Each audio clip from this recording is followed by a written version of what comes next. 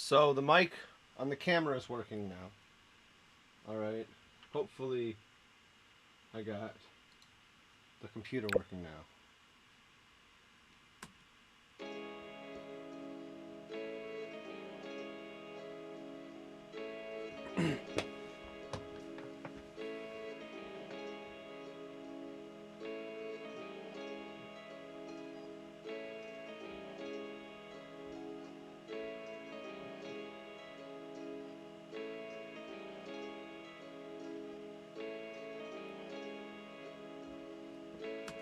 Alright. Let me...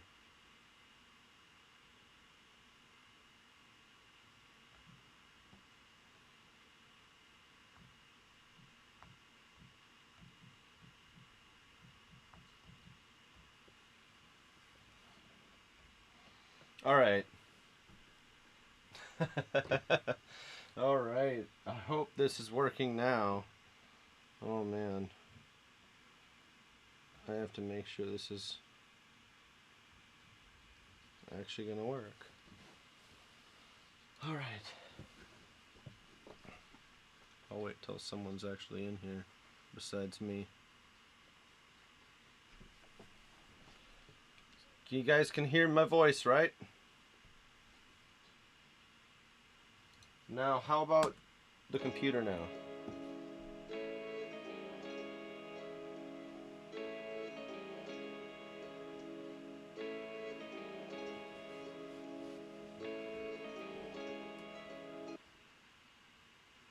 Alright, so back to what I was saying. Oh man. Okay, so let's go over the first sound again, the kick. This distorted kick. So here's the kick. I'm hoping this is coming through now.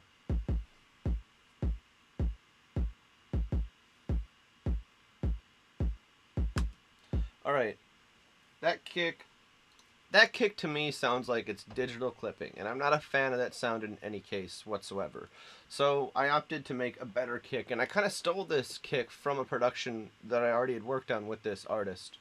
So I like to steal things from other productions I worked on. It saves a lot of time, and you know, if the kick is good there and it's going to fit the song, you should probably just use it again. Alright, so let's listen to the kick that I created.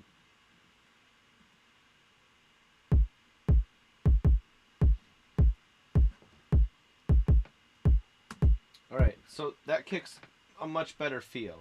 Now we're going to move over to the hi-hats here, and I'm going to solo out the hi-hats in the original production. And they are right here. They're very weak. Let me just, oh, what am I doing? Let me just introduce this production first. Alright, so the song is by Grip the Bodyrocka. It's hashtag FlyTalk 101. And to be honest, I was a fan of the beat, but I wasn't a fan of some of the sounds that the artist used. They were just, I feel like some of them could have been EQ'd a little bit better, and I feel like we're missing a lot of the heft and weight that we would need in a hip-hop track. So as a mix engineer, your job is kind of to make things better if you need to. I mean, it shouldn't be a corrective basis, but a lot of the times when you're getting tracks from inexperienced mixers, you're going to have to do a lot of correcting. And I've had to do a lot of correcting in the past, and this is kind of the fun stuff I like doing. So let me show you what I did to this one to make it sound as good as it does now. Alright, so the original production sounds like this. And let me just...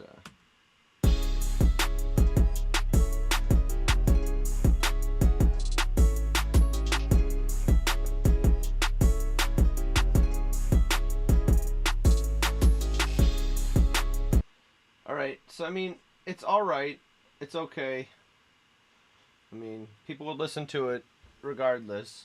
But the 808, the kick, need to be hitting harder. I just feel like there's more bass that could be had. It needs to sound more modern and not 2001. You know what I mean? Anyway, so I opted for that kick that I showed you earlier. Now let me show you the hi-hats. So these are the original hi-hats.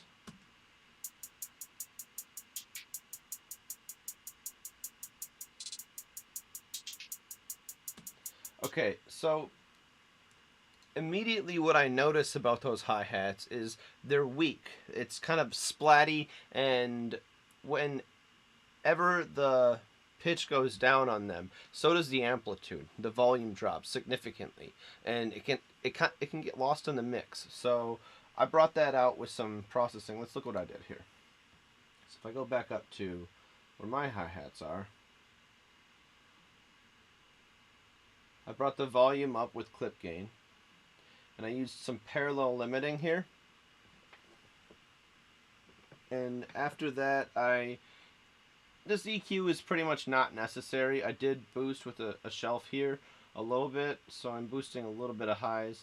And then I did some transient shaping, and this just added some volume automation, this utility plugin here.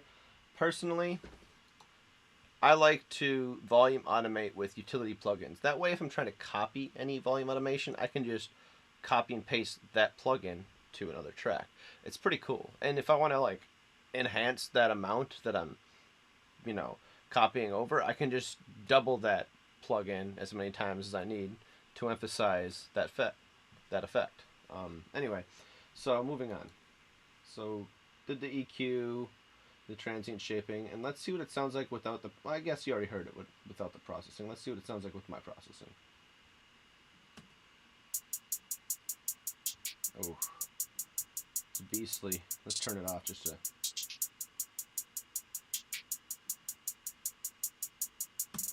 Okay, and so there is something I did to these hi-hats that I am not mentioning here. I brought it into RX8 and I messed with the phase rotation. What that is sometimes you get a sound that is more on the positive side than the negative side of the waveform. And it's not really doing anything, it's just you're losing headroom. So I wanted to correct that. So I did that in RX and I exported the file and brought it back into Ableton, and you're seeing that here heavily clip gained up by 9 dB roughly. And so that's what makes that sound. You already heard the kick. Let's listen to this 808 here that I put in.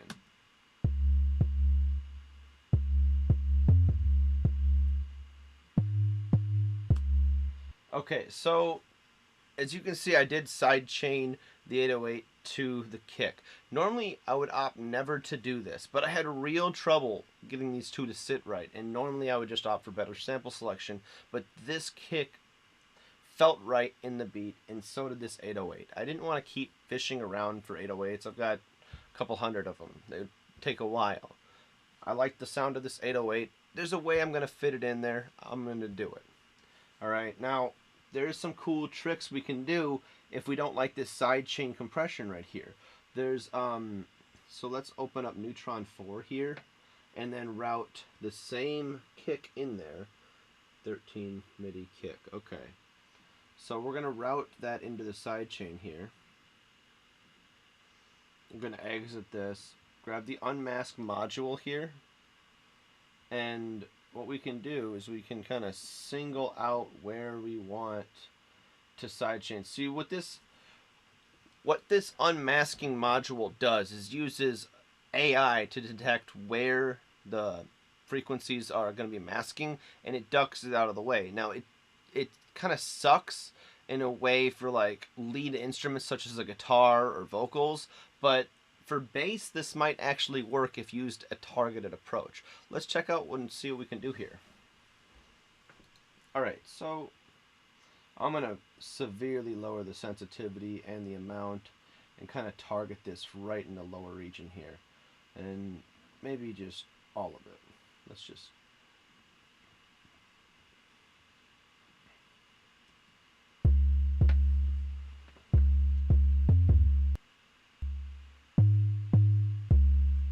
Okay, so we need to play it alongside the kick.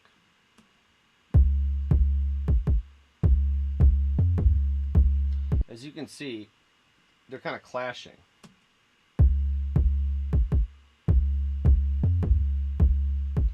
And it's still kind of clashing there.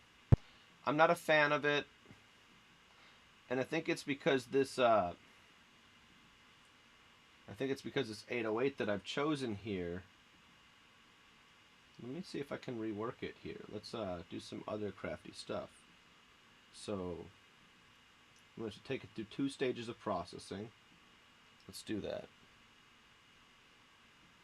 Alright, so we're going to fade in.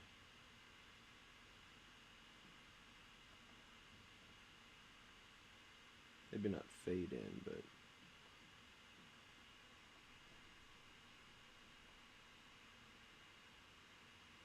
yeah, I like that. Let me see how that sounds. Alright, let's zoom in and make sure we're getting the absolute. We want to get right on the line.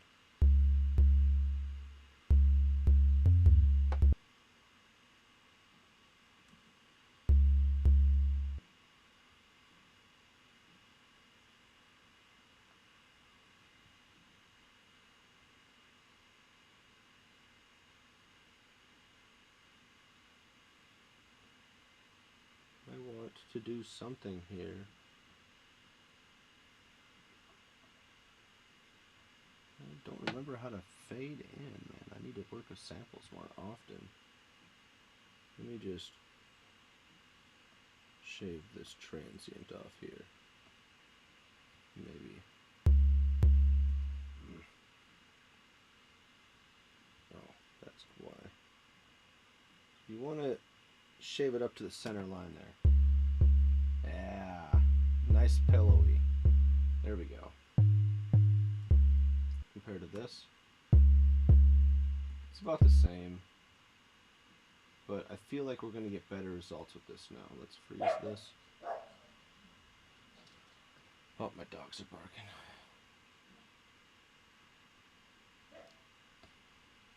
Okay, so what I'm doing now is I'm freezing this track, and I'm going to run it through some more processing. So I'm going to bring it up here. I'm going to flip the phase, make sure I need to first. Okay, let's minimize this, we don't need this. Okay. So, the phase relationship of this and the kick are just not working out. But if we do this, we just try to kind of finagle this in here, and we use this compression trick. Actually, let's do we need to flip the phase?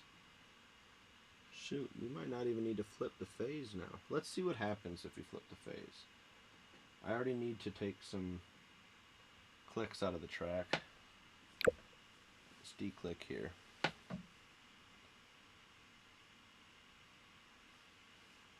Alright.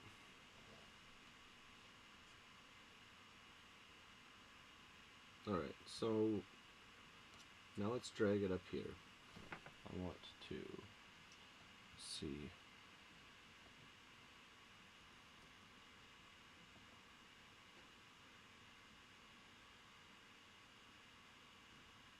Okay. Now we're going to zoom in and make sure we're not going to cancel out the kick.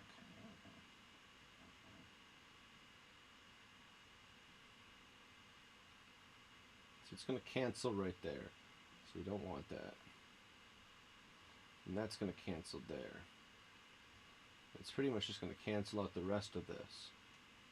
So maybe we don't need to flip the phase. Let's unfreeze this. Freeze this again.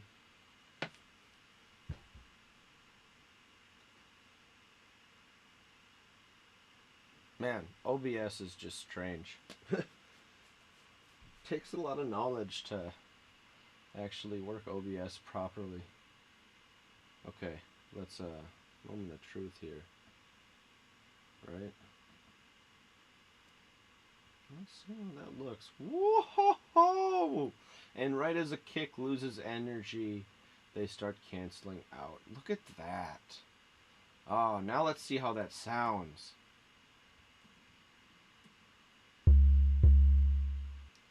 Okay.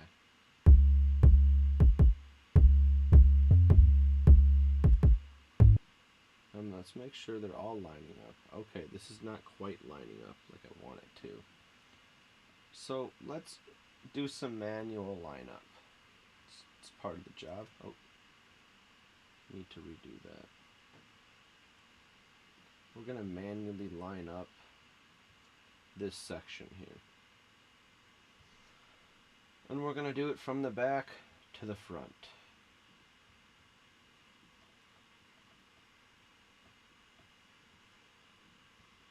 Why? Because that's the way it works.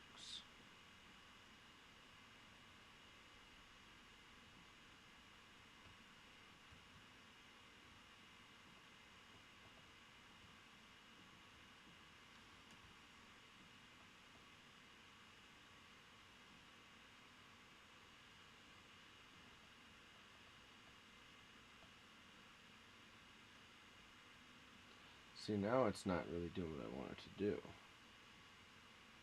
Am I going to have to flip the phase of, like, individual notes?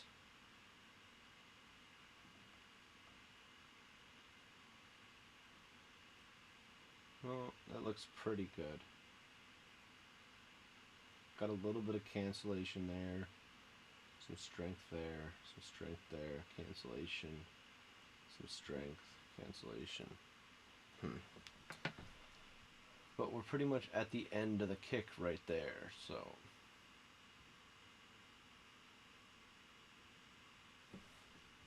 what we could do is just... yeah, I think we're just going to manually move this stuff around. Sometimes that's the best practice, you know? Like, look at that. You can't get a better lineup than that.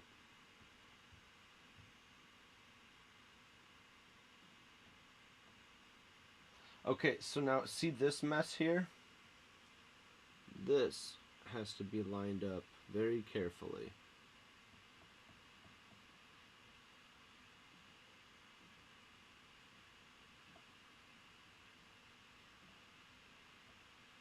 Is that gonna work? Right there. I want that on that center line. Alright. Now we can move that back. That can be right there. Now let's just make sure this is lined up here. And it's not, of course it's not.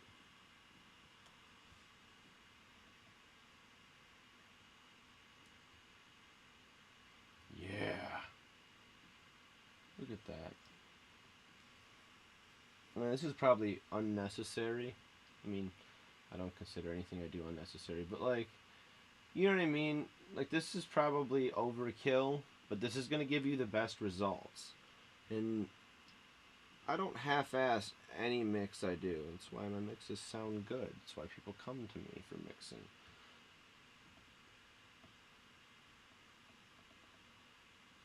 And I obsess over the sound. I feel like it's almost like a challenge.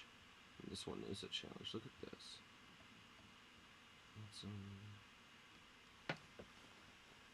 Okay, so if I can't get it to sit, that looks nice. Okay. It was like, if I can't get it to sit right, what happens? Let's just see if that...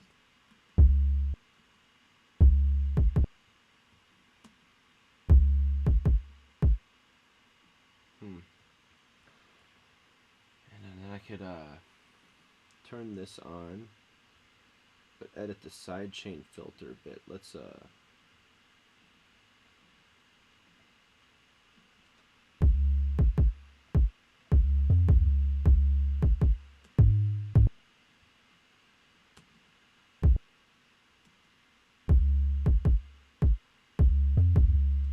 alright, I like that. Maybe I'll even up the amount of compression.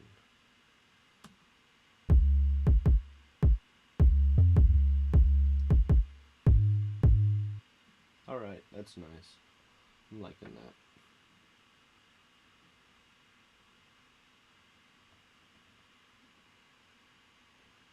Nice little waves. Okay.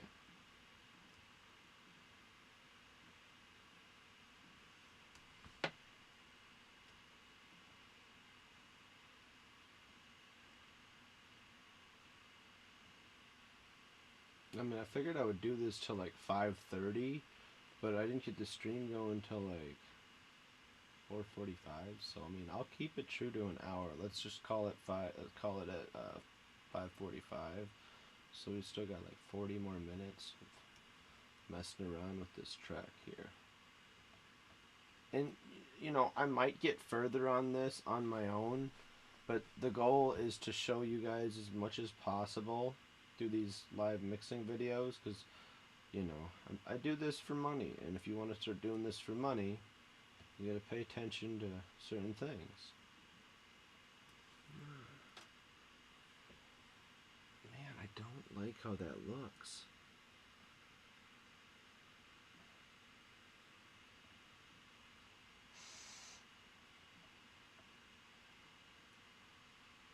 Let's listen. Okay, I'm liking it.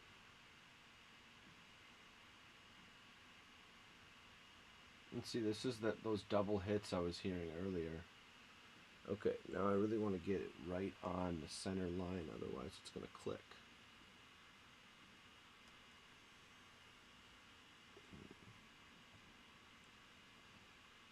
Be obsessive with your audio.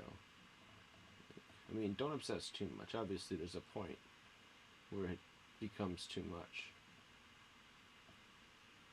But, like, yeah. Be obsessive with it, you know? Let's see what that sounds.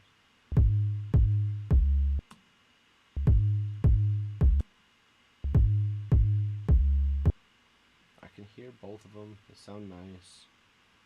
That's good. How much more do we got left for this little segment?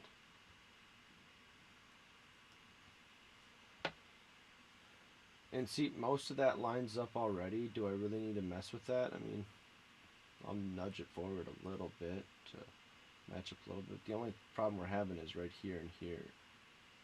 But like I said, this sidechain compressor's ducking it out right there, so that transient of the kick hits a bit harder. As you can see, that transient is what's in the way. But that's one thing that, like, that's one thing that I want to mention about that is, like, if you've got a higher frequency sound blending with a lower frequency sound, you think you might have some cancellations. It doesn't work necessarily like how you think it would. If there's the transient part of the kick is higher pitched, it means it's producing a higher frequency because these waves are happening faster. It might not cancel out as much as you think it would here. You know what I mean? Because it's not necessarily the bass part of the sound. Alright, so let's keep going. How much more do we got? A whole lot. Oh man. Let's just listen back and see what we've done here and see if, well, you know, we're about a third through. We could do this quick. Okay. This is sucky.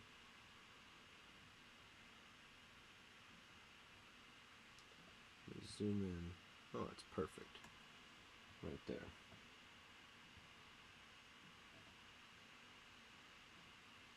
That looks pretty good. Except for, like, but there's no energy right there from the kick, so we're good.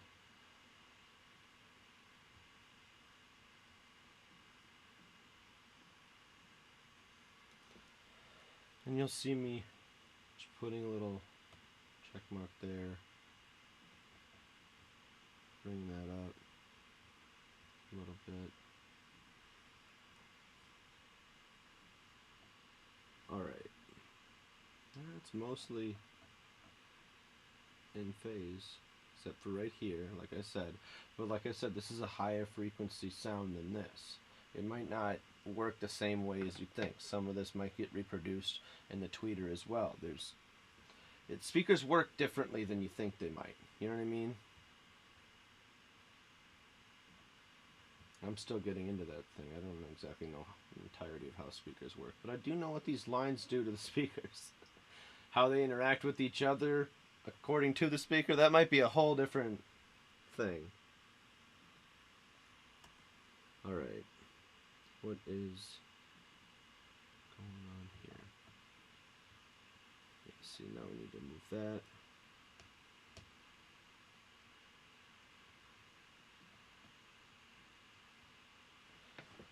There. Getting close to being done with this. Oh man, I just want to be done.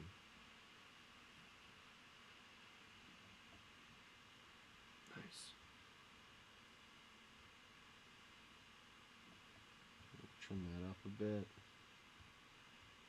Nothing better than manually moving your stuff.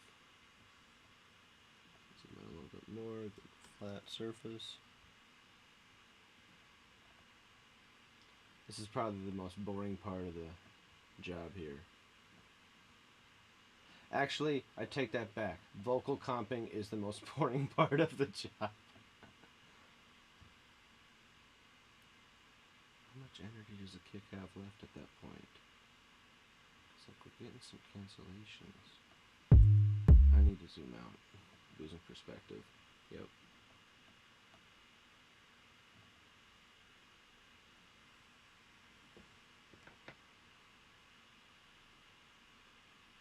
That's canceling. I feel like I'm talking to myself now. That's okay.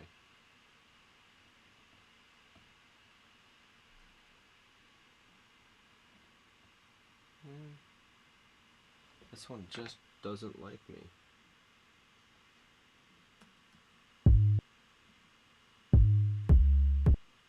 And that's why. Okay, so this is a higher pitched frequency. It's gonna have no trouble being reproduced. Let's line it back up a bit better.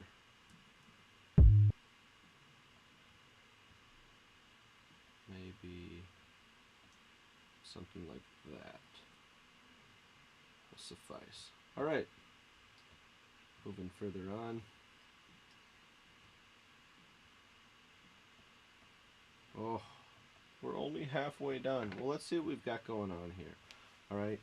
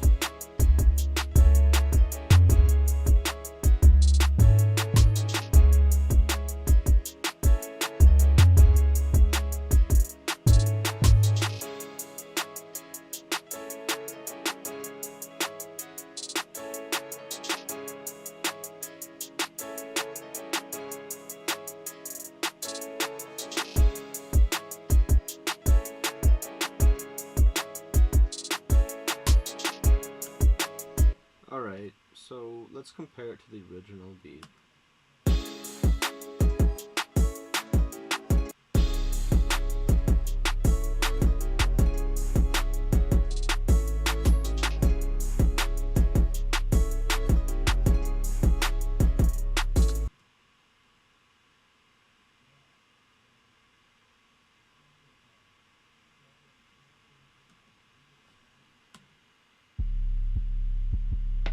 Man, I hate that 808.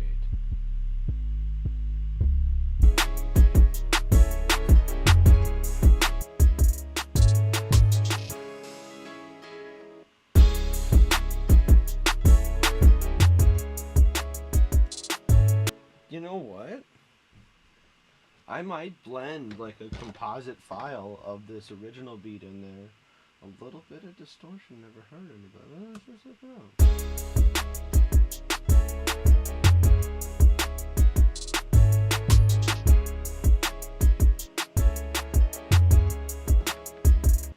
Nah.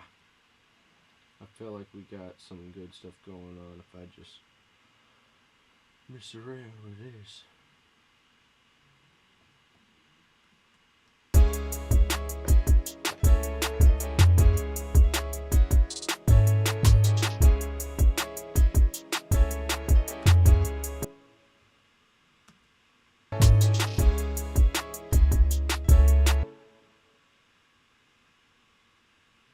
And see, that one seems to be lined up nice. This one is the opposite of nice, but that's okay. We're gonna move it. Looks pretty good to me now, kind of. Man.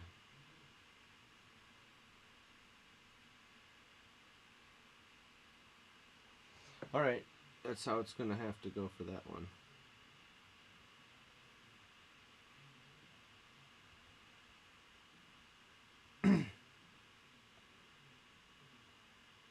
That one's pretty lined up.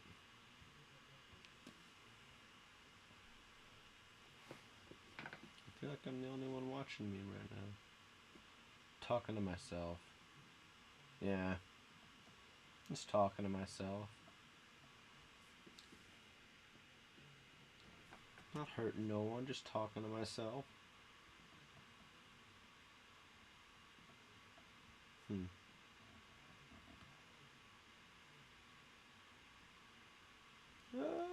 Don't do that.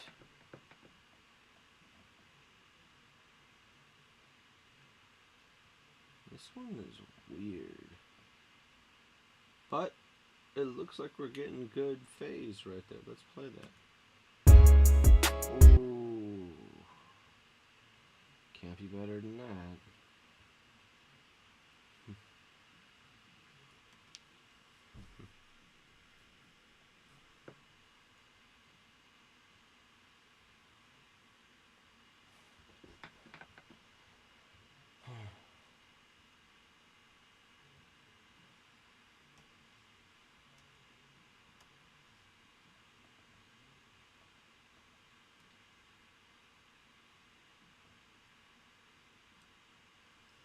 Alright, that looks nice.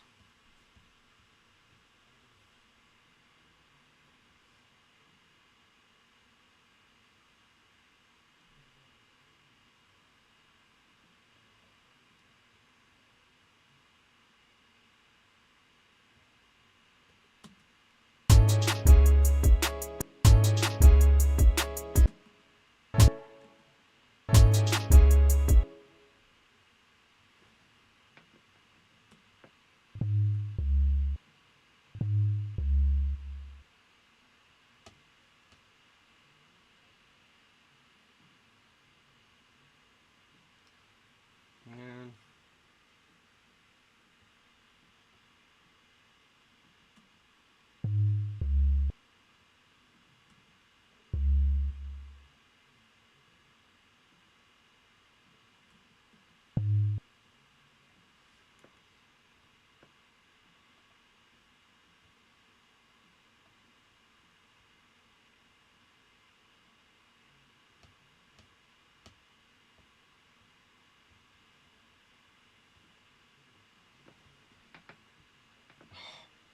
All I have left is this. Oh, this is making me so happy right now. That one's in time. This one is definitely not.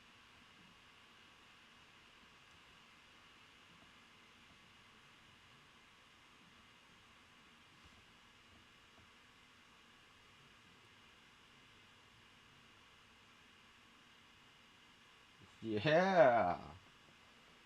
Okay.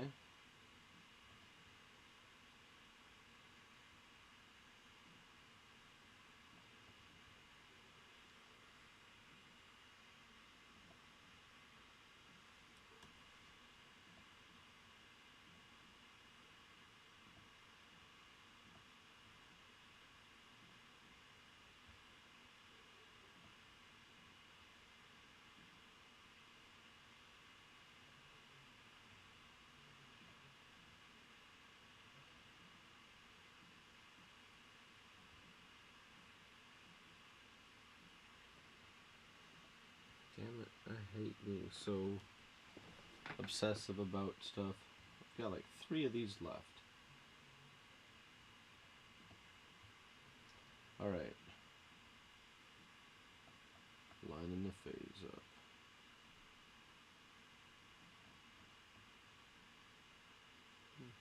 Good.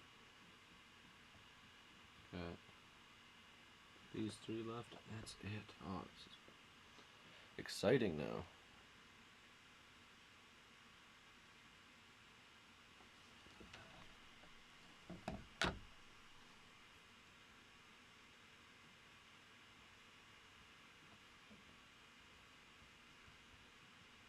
It's saying my video is private. Let me double check that.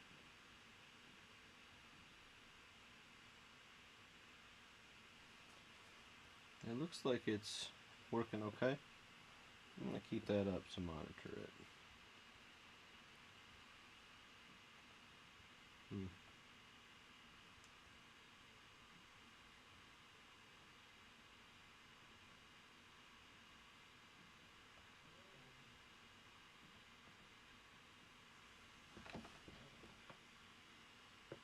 Oh, I think I know what I need to do.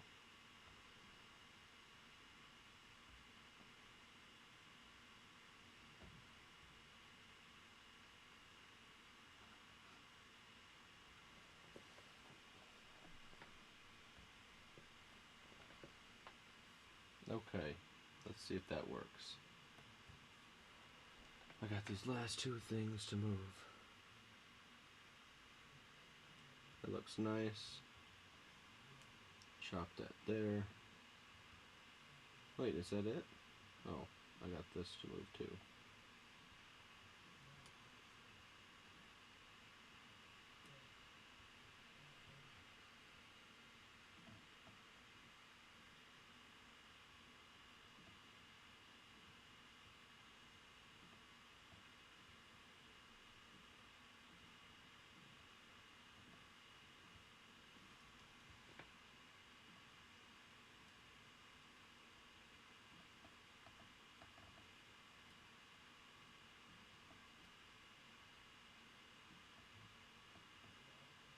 There we go. Perfect. Alright. So now I can take this,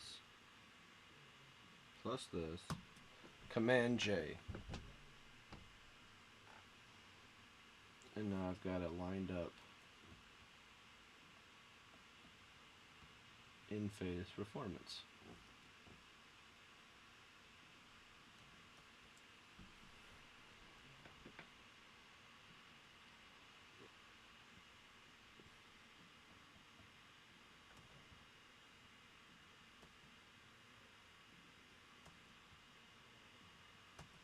Alright, I think I've got it down now.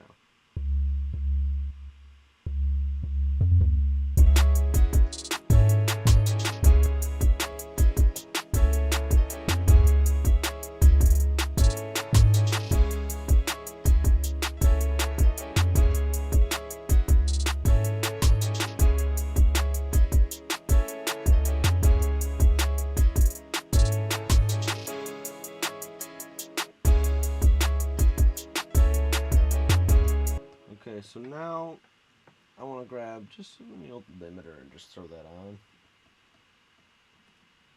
Ah.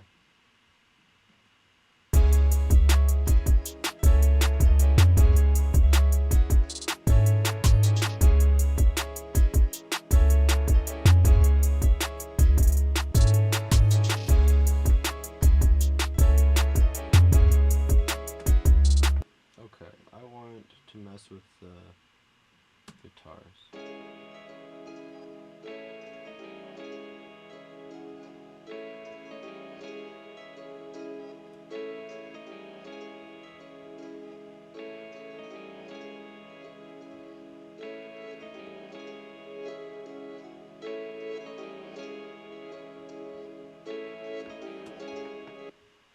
Okay, so I feel like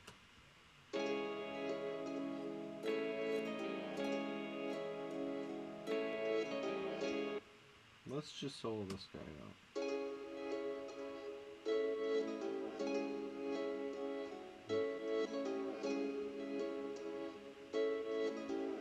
Okay, now I'm gonna grab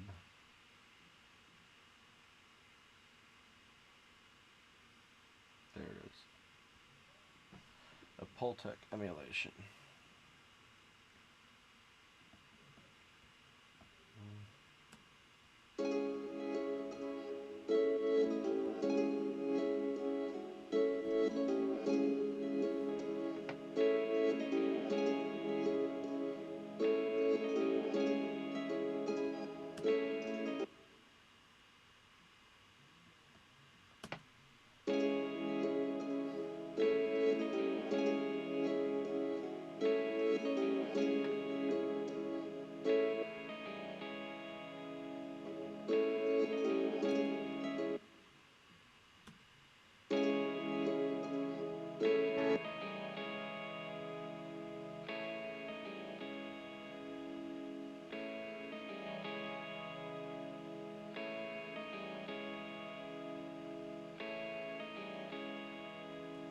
Okay, so the object here is to make it sound really wide while still covering the whole stereo image with each instrument. So they have decent mono compatibility.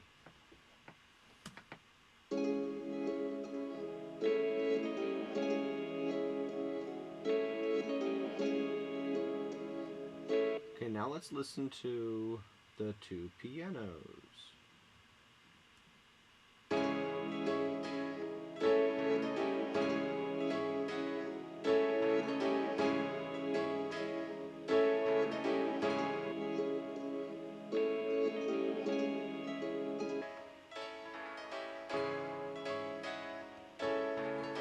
I almost like this really tinny sound, but I'm inclined to just... Let's just solo this out and see if we can come up with a better... Already tinny. Let's do the exact same thing we did on the last one, except...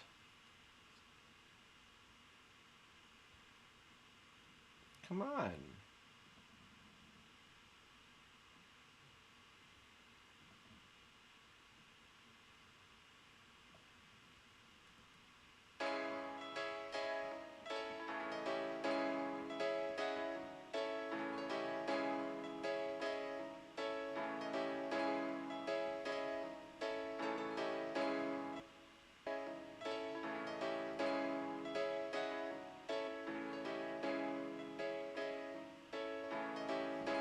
It's a bit too dark without that EQ. Maybe what we need is to saturate some. Let's actually... This is when I would reach for like ozone. Or like, here, let's go with the Plug-in Alliance mid-side saturator that I have. Let's use this guy.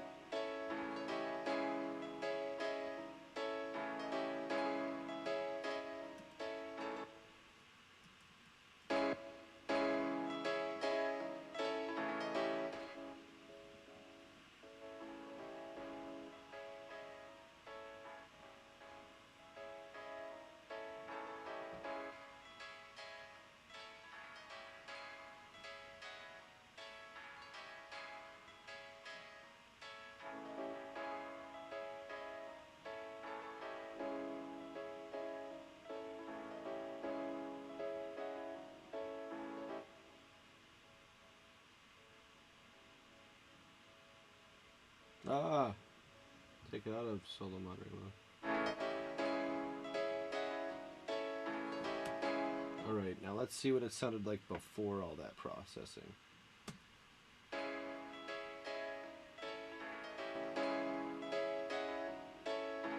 See, this is why I always opt for better source material. Alright, so if you're gonna produce music, always try to get the best source material possible. If you're recording the instruments, record them the best. If you're sending a beat out to be mixed, or if you're going to send a beat out, send them without a bunch of processing on it in EQ, because if you know it's going to be mixed by someone else and you've got a heavy compression or heavy EQ on something, they might have to try to recreate that instrument, which is what I've had to do a few times already in this production.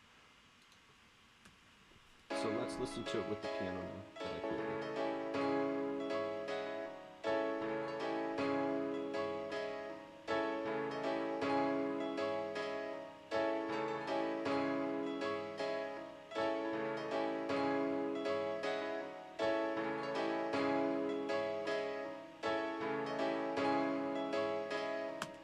Oh, that's a nice soundscape. Alright, so let's check out what this guy adds to it.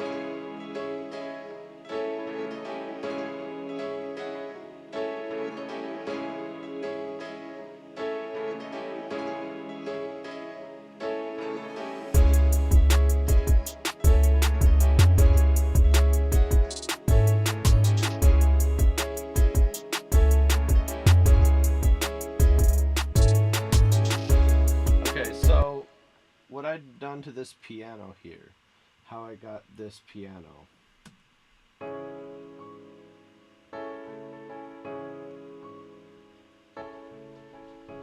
So it first started out as this piano with no processing on it, which sounds much different.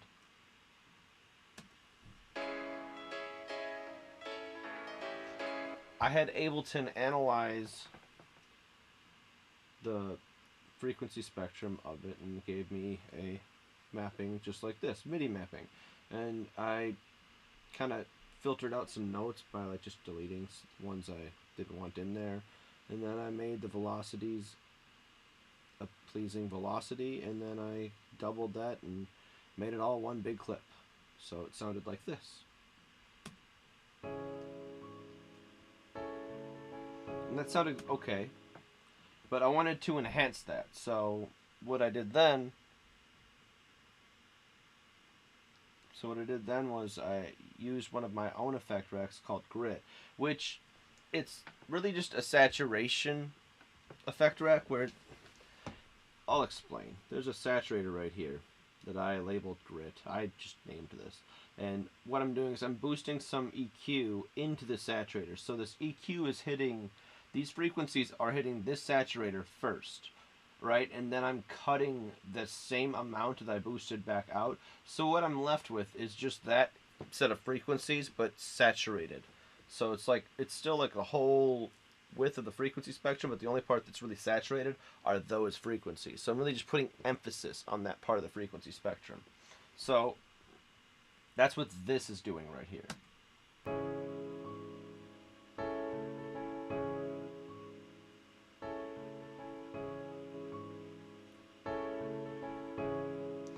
As you can see, that does a whole ton to the sound. Now adding this into it does a lot more.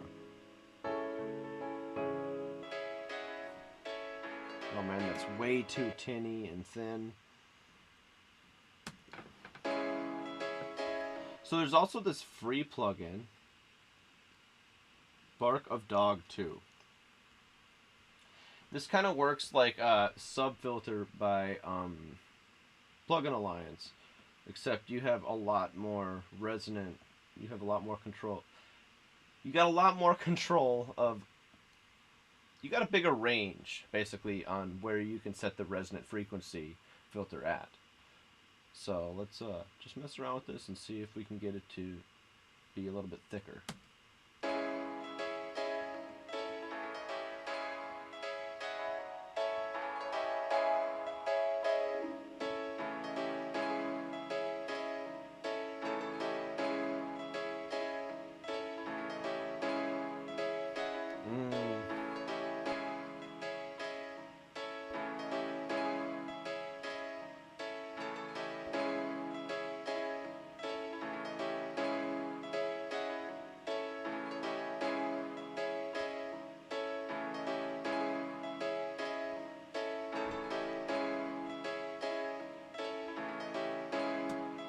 Honestly, I don't think it sounds that much different. It might be a little bit more bassy, but this is a good plugin that you can use to emphasize pretty much low to low mid frequency. I mean, it goes up pretty high. It goes up 2,000 hertz. I mean, you can pretty much emphasize even vocals with this.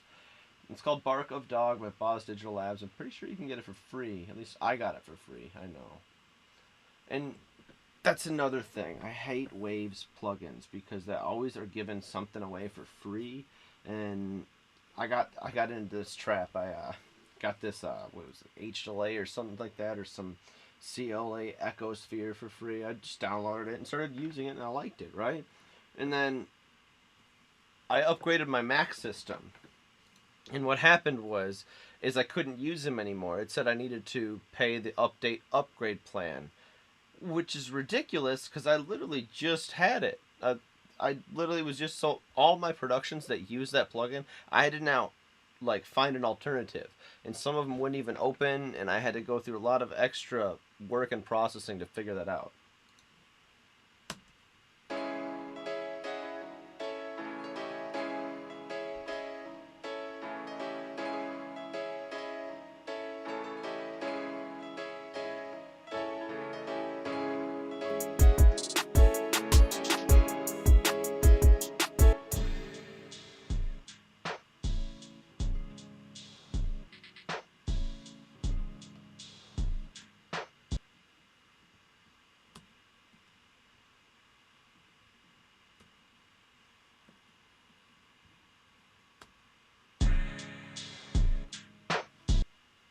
Oh, let's throw an EQ8 on this. We're gonna have some fun.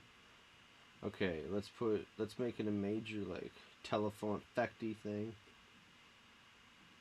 All right.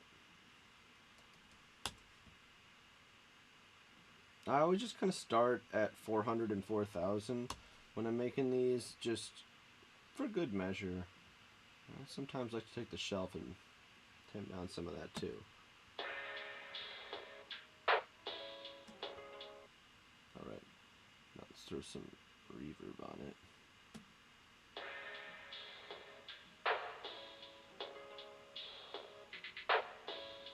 I don't like that reverb. Let's find a room. Let's try bright room.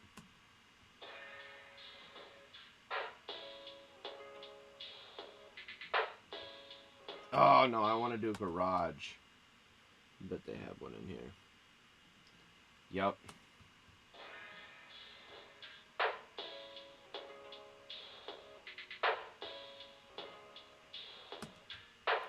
It already sounds like it has some redux on it, some bit reduction, but let's mess around with it a bit.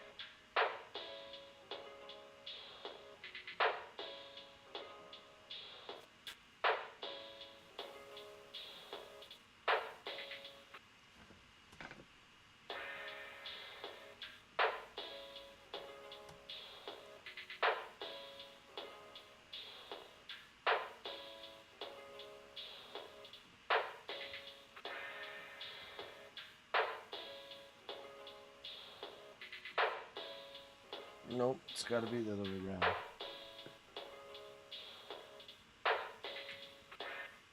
Okay, let's take this off and see what it sounded before.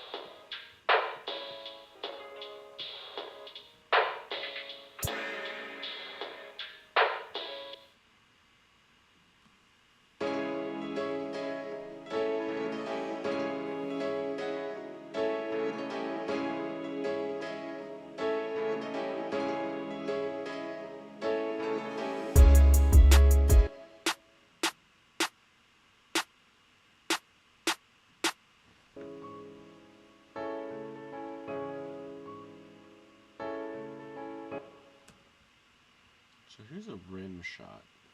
I'm not really sure. Doesn't sound like a rim shot. I mean, we got too much compression. I was whipping through this last time I messed around with it. Should we replace the sound? What's it sound like without all this?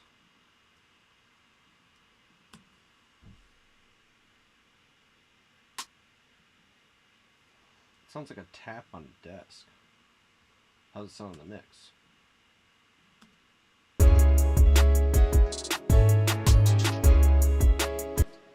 It sounds more like an off snare than a...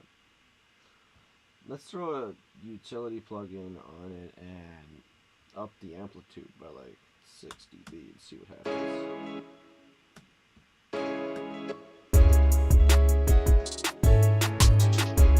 Hey! Alright, now we're about to see where it originally started. This is the original.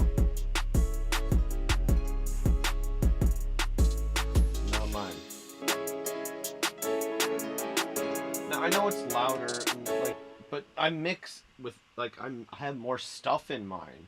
Look how low his clip gain is and all this stuff. I mean, yeah, you want to keep it low, but man, my stuff just looks nicer. I clip gain all of my stuff appropriately, and I make sure I don't worry about levels. I don't, because when if I'm worried about levels, I'm going to think too much about numbers and stuff. You got to worry about what sounds good. If your tracks are hitting -6 dBFS, -18 dBFS, doesn't really matter if it sounds good in the mix. I like to see my waveform, so I'm going to gain up my clip gain to be able to see it, but I will mess around with my utility plugins to kind of keep my faders at unity. So yeah, I will clip gain the crap out of all of my sounds.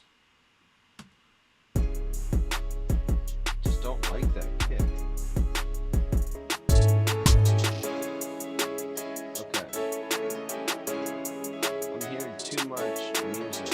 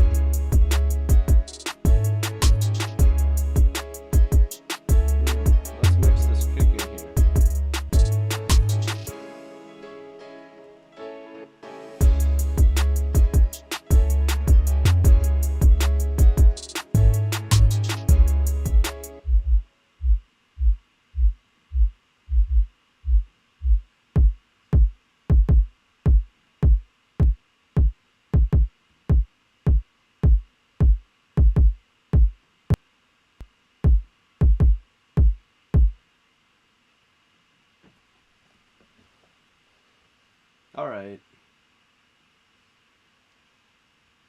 I just feel like I'm not really doing much anymore. I'm just like listening back to things I've already done.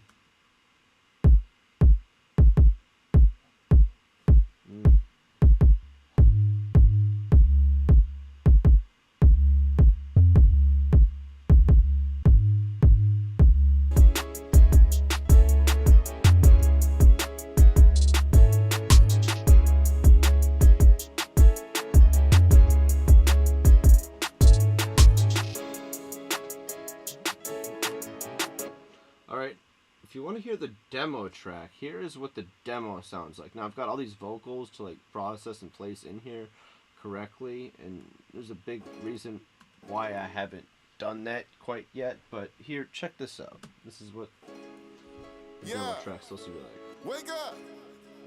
You know what time it is? Get your money! Just another money making day. Wake up, wash my face. Gotta feed my belly first. Yeah, make the money wait. Never rushing to the paper. I'ma take my time and play. It's gonna be there when I get there. Never go against the grain. Anyway. You can see it's a dope song. It's just needs to be a little bit mixed better, you know? Like, this isn't a bad beat either. I like all the instruments. The music is nice, but I feel like it just needed some pizzazz, so...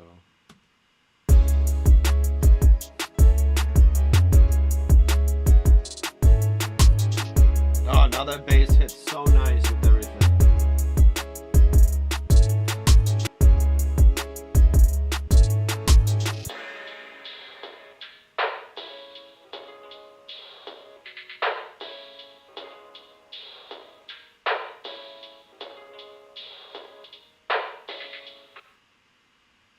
Maybe I could remake that outro sample a little bit better with mine and put all those filters on my master channel, and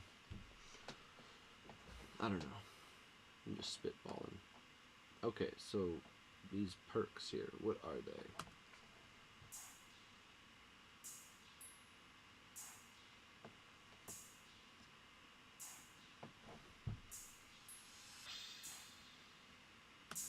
So this is more like effects. I wouldn't necessarily call them percussion, even though technically what it's filling out is the percussion in the rhythm section. So like I said, I'm going to clip gain the crap out of it so I can see what I'm looking at. I'm probably going to zoom in.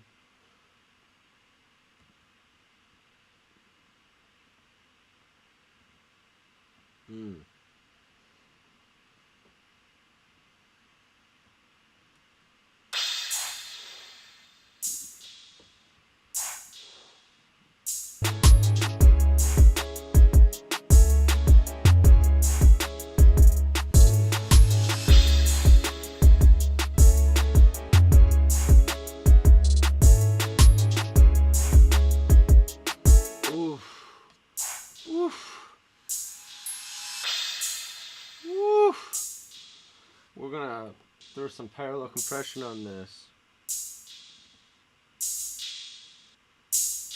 Woo! That's fire. Listen, ready? Let's do this again.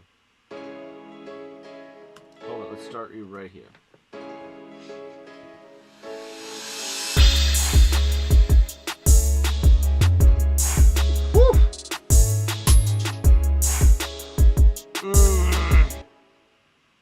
Alright, now let's saturate some grip. So, what I like to do when I'm saturating is I like to throw up an EQ. Sometimes it's in neutron, sometimes it's EQA, but...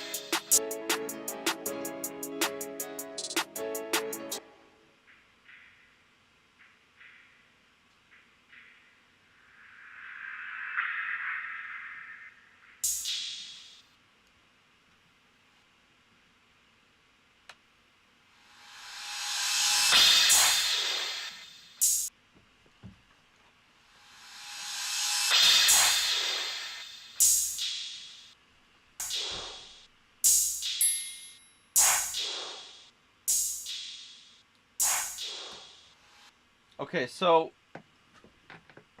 now when you get tracks like this from the client, producers, whoever, and you're mixing them, and they've got something where there's like effects plus percussion plus random things that have that, you know, carry a good portion of the frequency spectrum, you're gonna want to treat it as like you would if you were stem mastering. Now, if you haven't done that before, maybe attempt to do it with your own stuff. I don't know. Try it. See what happens. Maybe a little too much grip. Oh, we could just turn on percentage.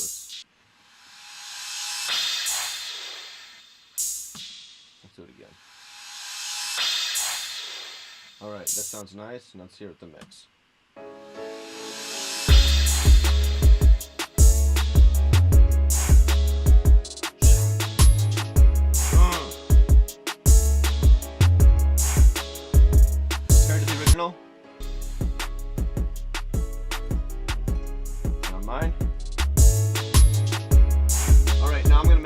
snare, let's throw it all the way. Actually, let's just put a limiter on this and try to get it to volume match right here. Let's just see what I'm doing, if I'm doing anything good. You know what I mean? Let's just, I always like to refer back to the rough mix that the client has given me, just to see if I'm accomplishing anything that's worth writing home about.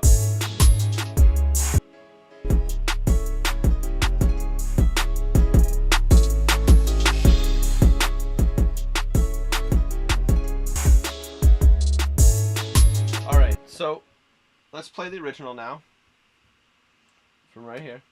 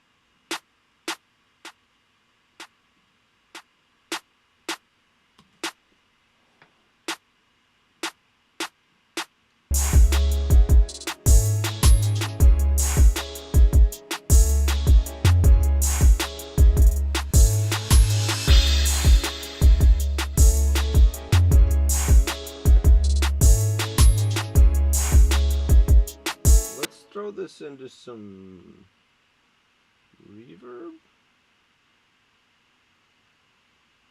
Let's just use this one for now. See, I don't got any vocals in it yet, so.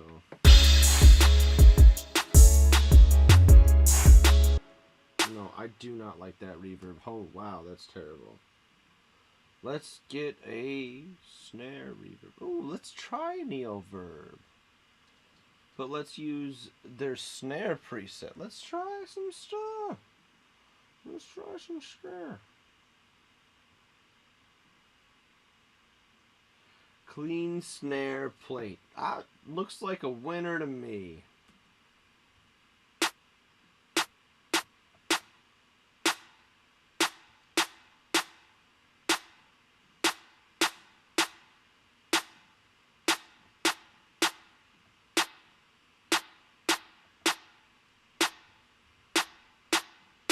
Kind of sounds like a garage. I like that.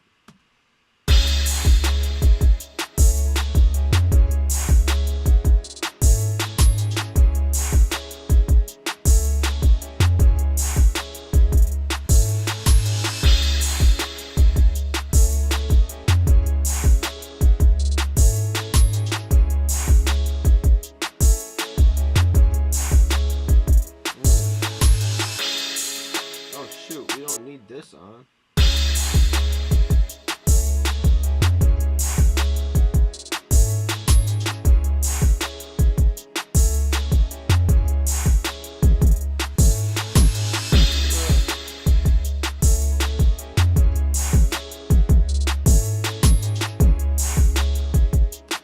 I hate the sound of digital clipping.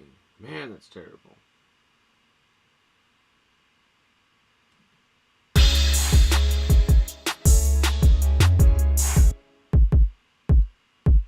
Even digitally clipping there. Can I get it to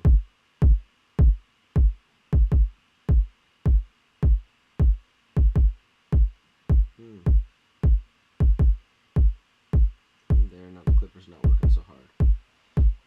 Alright.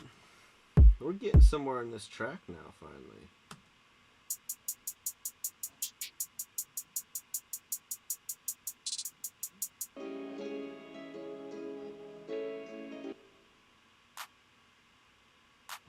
Oh, an unprocessed clap. We're going to bring it down here. Holy crap. An unprocessed clap. Okay, so what I like to do with claps, snares, rim shots, hi-hats, most cymbals, I like to use similar processing. So you want to know what we're going to do? I'm just going to copy all of this over and see what happens. Let's give it a go. And we're going to turn up the clip gain like a mofo.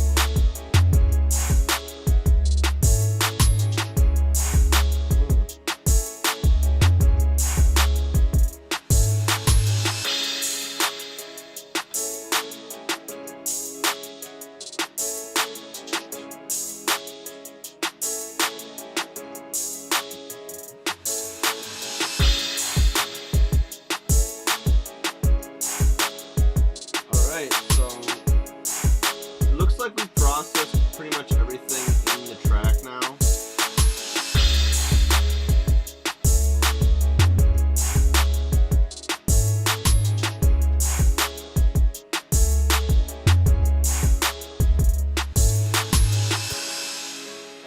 You know, I think I will keep Bark of Dog in there. I like that. Let's listen to it again.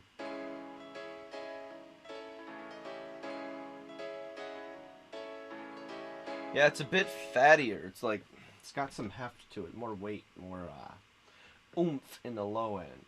Probably where I put the resonance. 10 hertz. What?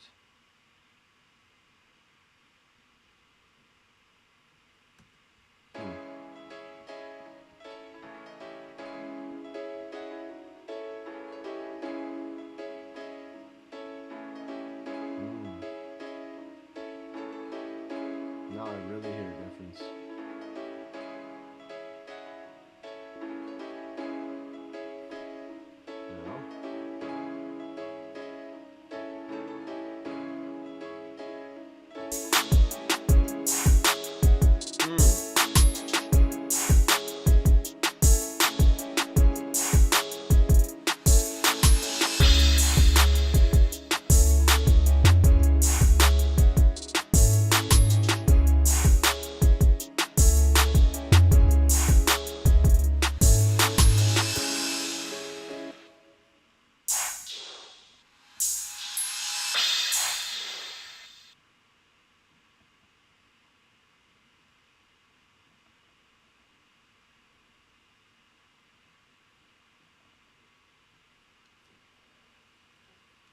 Adding some air.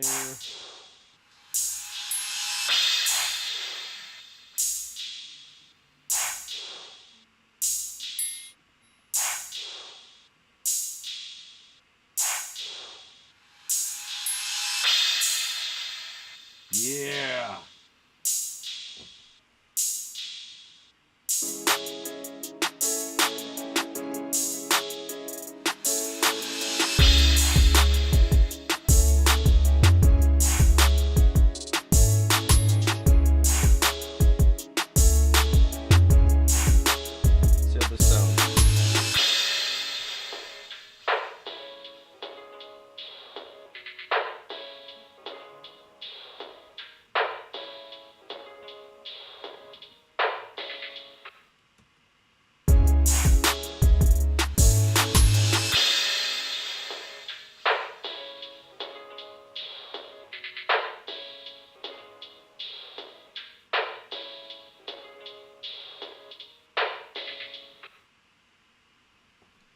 I like it.